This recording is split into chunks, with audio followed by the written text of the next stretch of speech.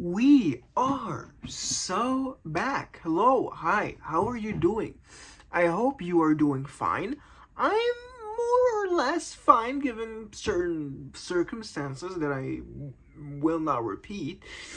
But today we're not talking about current news or how my life is, though it is fine. Thank you for asking. No, today, return to form. We are talking about a fragrance. A fragrance that, well, I haven't been wearing too much, has left quite an impression on me. It is, as you've seen by the title, a Maître Parfumeur et Gantier creation. I believe it was one of the original ones created in 1988 or so.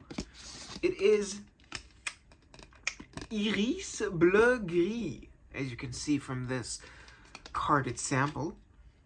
So, what shall I compare the Iris bleu gris? Let me just put it on my arm with these wonky, awful dabber samples that it bears repeating, just are not good for the consumer, being me in this case, but many other consumers. This is just not a very good applicator. You're losing a lot of juice, and it doesn't put enough unless you really put it generously like I'm doing right now. You're not going to get a lot out of your sample. Good thing though, I think I have two samples of Iris bleu gris, so I can go a little bit buck wild with my application of it. So, Iris bleu gris starts with a mild, somewhat citrusy opening. The citrus isn't something that is intensely tart or even bright like a lemon. This is closer maybe to subdued orange or a bergamot even, in terms of the vibes. Like, I'm pretty sure I read the note listing on here on the first impressions. I'm going to go blind just by what I feel rather than what is written, cause I don't know. I live on the edge, you know? Yes. The most distinct thing about Iris bleu gris is its rounded soapiness. You see, when you think of a soapy masculine, you really only think of like maybe two ways. If you're in the masculine space, there is the very traditional Cologne fougère type of soapiness, where it is sudsy. It is almost like a shaving foam kind of a soapiness. It's clean, but it's almost aggressively so. And then you have the more unisex leaning type of soapy fragrance. The most famous and most popular example of modern times would be the Prada L'Homme fragrance. Prada Amber Pour Homme is also another one. This leans a lot closer to the more unisex, dare I say metrosexual type of soapy masculine.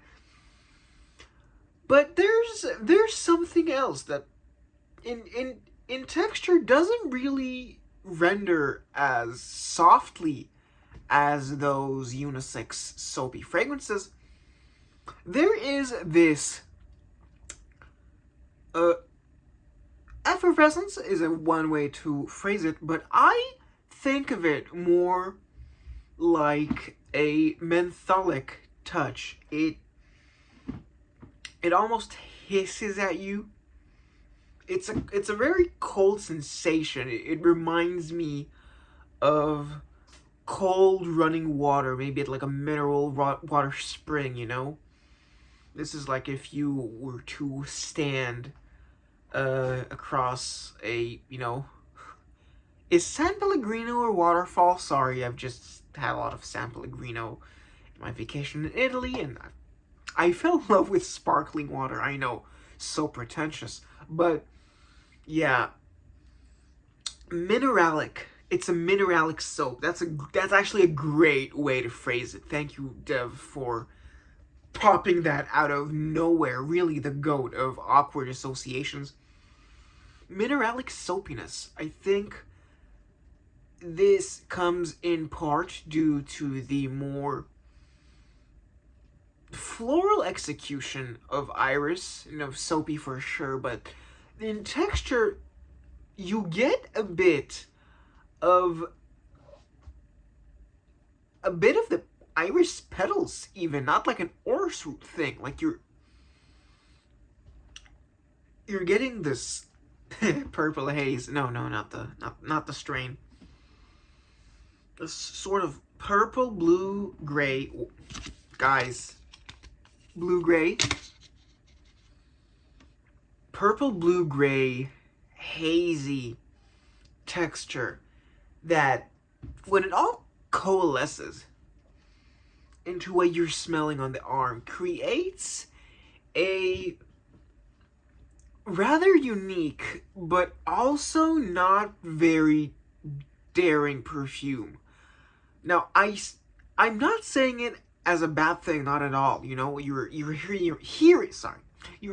a lot of people sort of leaning towards these very experimental, these, you know, unusual notes like blood, urine, ejaculate, just these very unsavory, sometimes even savory, notes that, while they sound good on paper, and they're certainly nothing you've ever smelled before, they're not something that I personally like to wear on myself, you know?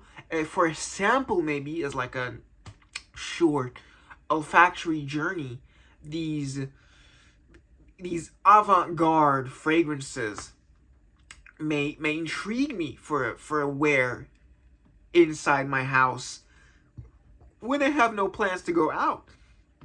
But if I want to go out, or if my fragrances, you know, I want to use them more than once, you know, I want to get a lot of use out of them, then I don't want to be the guy wearing Sécrétion Magnifique or Tonnerre, or just, you know, YSL Kuros, just with these Boss Number One, another great example of these fragrances that, while actually, no, the YSL Kuros and Boss Number One, I'll save that topic for a different video that isn't a review. Maybe like more of a think piece, if you're familiar with the YouTuber Eugene Smells Good. He had a lot of videos on a series called Perfume Unplugged, where he would talk a lot about perfumes in a manner that does not, you know, form a review or a top 10 list. No, rather, he would just, you know, kind of talk about the current state of perfumes, or just thoughts that he had during the time he sat to record. So I'm thinking of maybe making a rant-style video about a topic that I'm very passionate about, and that is my opinion on vintage fragrances. I'll save that for a later date, maybe next week, maybe the week afterwards, if I remember. Again, I know I really suck at being consistent with the upload schedule. You know, even saying I'll try doesn't help it in the least. So, yeah, I'll save the YSL Kuros and Boss Number One conversation for later. But these other fragrances that I've mentioned, Sécrétion Magnifique, Tonnerre, which other ones am I thinking off the top of my head? Guys, help me out here. I know you can hear me. It's going to be just all, again, blood, semen, urine notes. A lot of Francesca Bianchi creations, like a skin accord. You know, these kind of sex accords. Like, they sound sexy, but to me they're just not. They're just a little revolting, a little stomach churning. Really not for me. And so this lands in a, for me, perfect middle ground where you do have some more niche sensibilities with the way that the iris is expressed in this perfume. And I say iris specifically, not orris, because there's no butteriness here to be found at all. No, this is a quintessential dandy perfume for me, you know? You know, if we say that Dior Homme, L'Envant Arpège Pur Homme, just any of these others, maybe Toy Boy to an extent, but these fragrances that use more feminine notes, and they cater to men, you know, more sensitive men, and that are open, you know, long hair, not eccentric, hobbies that might be considered more feminine to the undiscerning individual, you know, feminists, you know, sorry, not today. I'll leave it for, I mean, I am a feminist, but this is a perfume review. This is what a metrosexual man wears in the summer to stand out. Like, sure, Bras de l'Homme, I have a soft spot for Bras de l'Homme. It is just a great, all-around, rounded, soapy fragrance. Really, for me, not much you can go wrong with.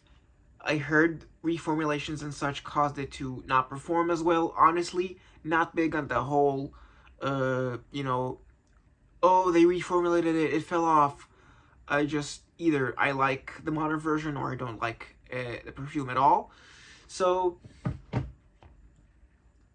right, sorry, lost my track of thought again. This is a more unique version of what a metrosexual man would wear in the summer to exude a softness, a certain femininity, you know? Very demure, very mindful kind of nature, yes. When you wear this, long flowing hair, perhaps even blonde. The guy's into historic fashion. That's kind of what pops into my mind. Not a top hat per se. Fedoras, not the one you're thinking of. I'm thinking like a Sinatra style fedora. That what you might be thinking of is a trilby, which is a very fedora thing to say. You know, long brimmed hats, loose fitting, but not too loose fitting suits. You know, guys that smoke cigarettes, but they look cool doing it, but not like a rough cool. You know, I'm thinking more of a Philip Marlowe, more of a Arthur Spade, I think that's his name. You know, those kinds of guys, which are masculine, sure, but they're not tough guys, you know? Maybe not even those guys, because they've got their opinions on women, which are, you know, a little bit of a damsel in distress kind of opinions. No, maybe I'm thinking more of a guy such as myself, you know? What a surprise. Guy that likes the perfume says that he would wear the perfume. But really, the closest person to my that I would associate metrosexuals with is me, a metrosexual. Who would have thought? So yeah, I think that about does it for what I wanted to say about Iris Bleu Gris. Very soft purple, blue, gray perfume that leans soapy, rounded, but is not too round to appear as a laundry soap like Bras de l'Homme. There is a bit of a mentholic nature that keeps it a little more masculine than those really unisex male soapy fragrances. And again, it is not so masculine as to be the classical 70s, 80s green fougères or the 18th, 19th century eau de colognes with their really citrusy, green, soapy nature. This is very metrosexual, not in a derogatory way at all, and the closest association that I have with this perfume is a metrosexual man, namely myself. If you have any other associations, or if you just don't like the review, leave a comment below telling me that I'm wrong, telling me that I'm right, what you personally think of Iris Bleu Gris if you've smelled it before, and I will make sure to upload another video sometime. Sorry for the inconsistent upload schedule. I'll see you guys when I see you guys. Bye-bye.